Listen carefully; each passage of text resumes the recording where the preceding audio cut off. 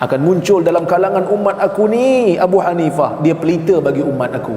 Pengikut mazhab Hanafi dengar, bagus tapi rasa macam tak cukup ni, kita kena tambah lagi ni, tambah lagi Ajinomoto. Dan akan muncul daripada kalangan umat aku seorang lelaki yang namanya Muhammad ibn Idris. Siapa? Al-Imam Syafi'i. Dan dia lebih mudarat ke atas umat aku berbanding iblis. Bayang, Imam Syafi'i dia kata lebih mudarat daripada iblis. Siapa kata ni? Pengikut mazhab Hanafi yang taksub, yang jahil, yang jahat.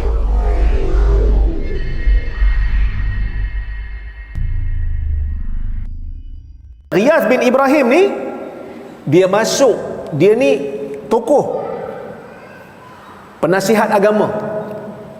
Zaman dulu dia tokoh besar lah. Dia penasihat agama bagi sultan, bagi pemerintah, bagi khalifah. Zaman tu zaman pemerintahan Khalifah Al-Mahdi. Jadi bila mana dia masuk dalam istana khalifah, dia tengok khalifah tengah main burung. Main burung merpati. So dia pun cipta hadis nak mengampu pemerintah. Kira golongan agama yang cari makan dengan mengampu ni bukan zaman sekarang je ada, daripada zaman dulu lagi. Zaman dulu lagi dok cari makan, ambil hati pemerintah. Dia hadis palsu ni ada macam-macam faktor dia muncul. Pertama sebab gaduh pasal mazhab akidah. Syiah tak puas hati dengan ahli sunnah, jadi Syiah pun reka hadis.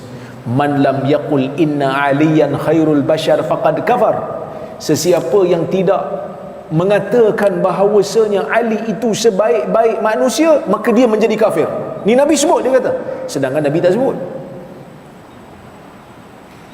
Dia orang tengok Muawiyah pula atas mimbar, tak puas hati aku, tak suka dengan Muawiyah ni sebab dia lawan dengan Ali. Dia pun cipta hadis sandar kat Nabi SAW. Dia kata apa? Dia kata Nabi SAW bersabda, "Idza ra'aitum Muawiyah 'ala mimbar faqtulu." Bila kamu melihat Muawiyah di atas mimbar, bunuh dia. Nabi suruh, dia kata. Padahal ini semua adalah palsu. Pasal apa gaduh ni? Mazhab akidah. Mazhab akidah. Yang kedua, mazhab fiqh. Mazhab fiqh pun kadang-kadang bergaduhnya mazhab fiqh sampai reka hadis palsu punya taksub. Golongan mazhab Hanafi taksub dengan mazhab Hanafi. Mazhab Hanafi tak salah, Imam Abu Hanifah tu besar tokoh dia, ketokohan dia tu besar. Tapi pengikut-pengikut dia yang jahil, yang lebih-lebih ni, punyalah benci dekat Imam Syafi'i sampai reka hadis, cipta hadis sandar kat Nabi. Sayakunu fi ummati rajulun yuqalu lahu Abu Hanifah fahuwa siraju ummati, wa sayakunu fi ummati rajulun yuqalu lahu Muhammad ibnu Idris fahuwa adarru ala ummati min iblis. Akan muncul dalam kalangan umat aku ni Abu Hanifah, dia pelita bagi umat aku. Pengikut mazhab Hanafi dengar, bagus tapi rasa macam tak cukup ni, kita kena tambah lagi ni, tambah lagi Ajinomoto. Dan akan muncul daripada kalangan umat aku seorang lelaki yang namanya Muhammad ibn Idris. Siapa? Al-Imam Syafi'i. Dan dia lebih mudarat ke atas umat aku berbanding iblis. Bayang, Imam Syafi'i dia kata lebih mudarat daripada iblis. Siapa kata ni? Pengikut mazhab Hanafi yang taksub, yang jahil, yang jahat. Bukan semua. Ada tokoh-tokoh mazhab Hanafi yang bagus, macam Al-Imam Tahawi, macam Imam Az-Zailai. Ini tokoh-tokoh hadis dalam mazhab Hanafi. Al-Imam Al-Aini. Tapi ada yang taksub melampau. Taksub melampau kepada mazhab sampai reka hadis palsu. Itu yang kedua. Yang ketiga, golongan qusas, golongan penglipu lara. Zaman dulu ada juga golongan penglipu lara ni. Duduk kat masjid baca hadis. Tapi nak baca hadis biasa-biasa orang tak nak dengar lah. Kalau baca hadis yang ajaib sikit, barulah orang datang. Istighraq. Orang rasa macam, tak pernah dengar lah hadis ni. Ada satu kisah, seorang hamba Allah dia baca hadis dalam masjid dekat Iraq. Dalam apa majlis itu, A'mash masuk dalam masjid. A'mash ni tokoh besar. A'mash ni tokoh hadis. Tapi zaman dulu kan kamera tak ada, media sosial pun tak ada, TV pun tak ada. Jadi dia orang tahu je nama A'mash, tak tahu muka macam mana. Kalau jenis belajar tahulah, kalau jenis tak belajar tahu nama tapi tak tahu muka kan. Jadi dia pun baca hadis. Nak bagi hadis dia tu nampak yakin sikit, dia baca haddatsanal A'mash. A'mash telah mengkhabar, menceritakan kepada kami.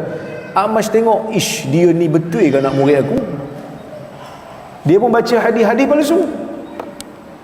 A'mash kata, ni bukan hadis aku, dia tipu ni, jual nama, nak lakukan cerita palsu, lekat dekat orang tu, lekat dekat orang glamour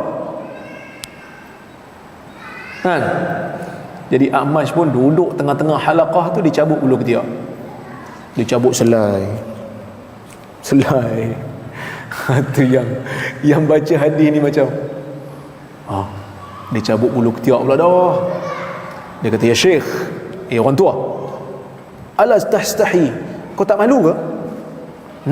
Nahnu fi majlisi hadisi Rasulillah, kita dalam majlis hadis, engkau pergi cabut ketiak pula, cabut bulu ketiak, bukan cabut ketiak, cabut bulu ketiak pula. Apa kata A'mash? Ma ana alaihi khairum mimma antum alaihi, ana ala sunnah wa antum ala kadhib. Apa yang aku buat ni lebih baik daripada apa yang kau buat. Aku berada di atas sunnah sebab cabut bulu ketiak Nabi suruh. Tu yang cabut bulu ketiak, natful ibit kan, sunnah. Kamu berada di atas pembohongan. Aku A'mash, aku tak baca hadis yang macam kau baca. Boleh buat try lepas ni. Mana ustaz baca hadis palsu, duduk depan-depan ni cabut bulu ketiak. Kan buka baju ke, pakai baju lengan pendek kan, cabut satu-satu. Tapi jangan merata-rata lah, simpan masuk balik dalam poket. Nanti kat luar buang. Kalau sanggup lah zaman ni kan. Tapi nak kata betul, dia berada di atas sunnah, dia cabut bulu ketiak sunnah. Kamu bohong atas Nabi, nama Nabi. Aku A'mash, aku tak baca pun hadis ni, kau kata aku baca, aku tipu. Itulah seriusnya ulama zaman dulu. Sanggup. Ya. Okey. Qusas. Dia nak cari makan dengan ceramahnya. Dia cari makan dengan ceramahnya. Memang ada manusia yang cari makan dengan ceramah. Tapi kalau dengan benda yang betul tak salah. Cuma zaman dulu ni dia cari yang benda-benda pelik ni sebab nak istighraq, sebab nak suruh orang dengar apa yang dia orang cerita. Yang keempat, golongan sufi yang jahil, zuhad, ahli-ahli zuhud tapi jahil. Ini merupakan salah satu daripada punca hadis palsu. Antaranya Maisarah bin Abdir Rabbih.